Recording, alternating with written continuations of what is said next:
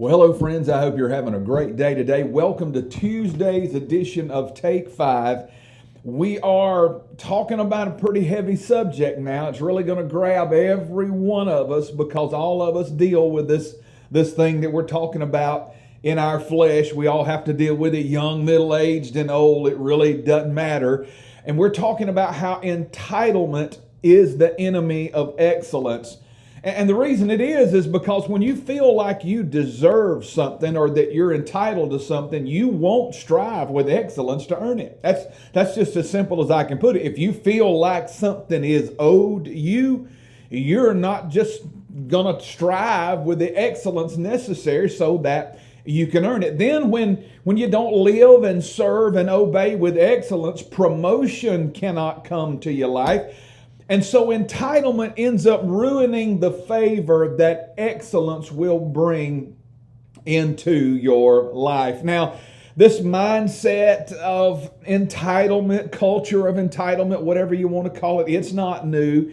It's been here as long as people have been here. It started with Adam and Eve. You remember Eve felt like she was entitled to know all about that tree of knowledge of good and evil. Satan deceived her and tricked her, and she just felt like she was entitled to know all about it. And that got her and Adam in a mess. And since then, mankind has felt like they were entitled to something. It's all through the Bible. You can see it there. There were many of the Jews in Jesus' day that they felt like that they were entitled to God's blessings just simply because they were Jews. That's the only reason. We're the chosen people of God, and we should be blessed just because we are Jews. John the Baptist dealt with these guys there as he was baptizing down by the river Jordan there. When the Pharisees and the Sadducees came to where John was baptizing, he said, "You are all snakes." He said this in Matthew 3 if you need to go check it out. "You are all snakes. Who warns you to run from God's judgment that's coming? Change your hearts and show by the way you live that you've changed." And then he said this, "I know what you're thinking. You want to say that Abraham is our father, but I'm telling you that means nothing. I tell you, God can take all these rocks here by the Jordan and raise them up and make children for Abraham out of them." And so John the Baptist dealt with it quick and said, "You're entitled to nothing because you belong to Abraham. Only if you bring the fruits of repentance, then are you classified as the righteousness of God."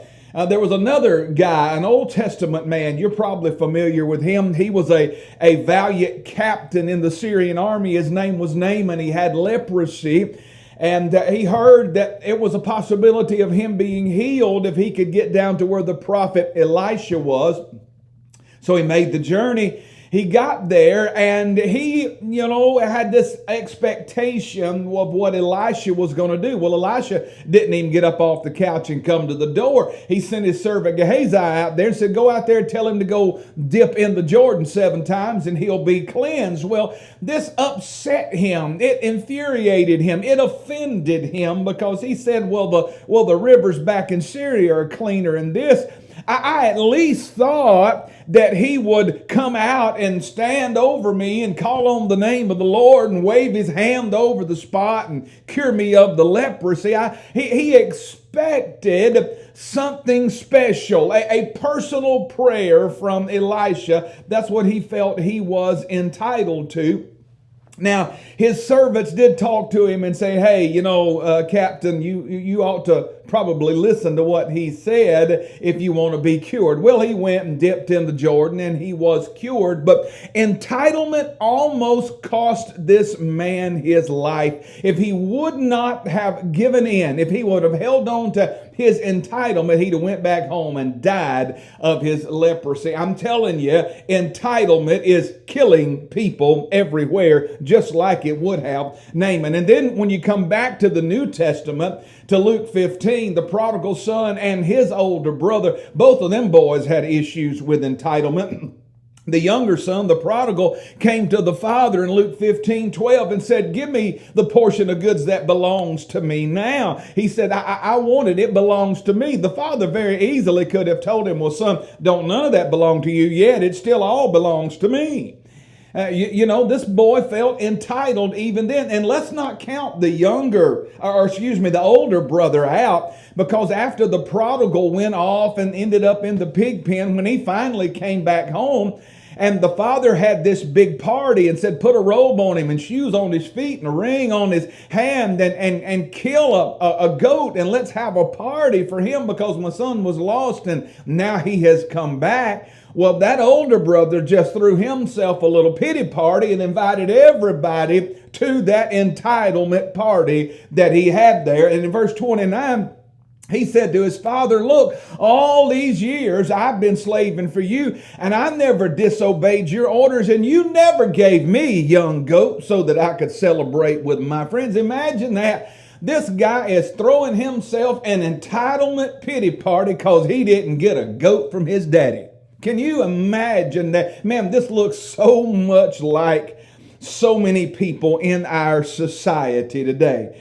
Now, the Bible does not address entitlement by that name, but it clearly opposes the idea of this culture of entitlement. And instead of focusing on people's rights or encouraging them to demand something for nothing, the Bible teaches over and over again the value of hard work and the principle of sowing and reaping. That's how we get anything, is through sowing and reaping. The entirety of the Bible functions off of sowing and reaping, seed time and harvest. If you don't sow, you don't reap. That's just as simple as I can put it. You can stand there all day long out by your garden spot and say you're entitled to a harvest, but if you don't work that thing, if you don't sow, if you don't nurture those seed and nurture those seedlings after they begin to come up, keep the bugs out, keep all of the weeds and the grass out, you're not going to have a harvest. Listen to me, friend. You are not entitled to a harvest that you did not sow and nurture while it was growing. You just can't do it. If you want it, you gotta earn it. You're entitled to nothing. But if you will sow, and if you don't give up, God will see to it that your harvest comes in. Galatians 6 is very clear. Don't be deceived. God's not mocked. Whatever a man sows, that's what he will reap. And then he said in verse 9, don't get weary of doing good, for in due season you'll reap if you do not give up. That is a cycle, friend, that you and I have got to keep going by our constant sowing. If we will sow, if we will nurture the seed and the seedling, God will bring the harvest into our life. But if you think you're entitled to anything from God, you're going to be sadly mistaken, and you're going to be sitting there left with absolutely nothing. Well, hey, it's been good being with you today. I've got to get out of here. I look forward to being with you tomorrow on Wednesday's edition of Take 5. Until then, God bless you. Have a great day. And remember this, friend, trust the Lord, because He will never fail you.